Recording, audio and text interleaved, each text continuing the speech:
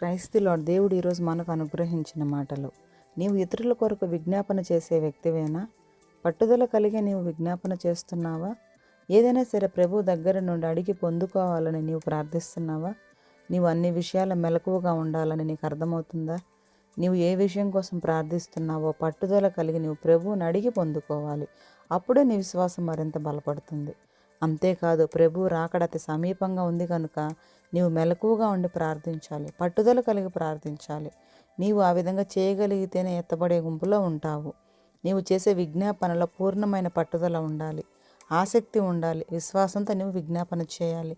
అలా నీవు విజ్ఞాపన చేస్తే నీ విజ్ఞాపన ప్రభువుకు చేరుకుంటుంది. ప్రభు నీకు తప్పక ప్రతిఫలం ఇస్తాడు. మన కొరకు, మన కుటుంబాల కొరకు మనం ప్రార్థించుకోవడమే కాకుండా అనేకుల కొరకు, రక్షింపబడని వారి కొరకు, ఇంకా ఎన్నో సమస్యలతో సతమవుతున్న వారి కొరకు మనము విజ్ఞాపన చేయాలి. ఆమేన్.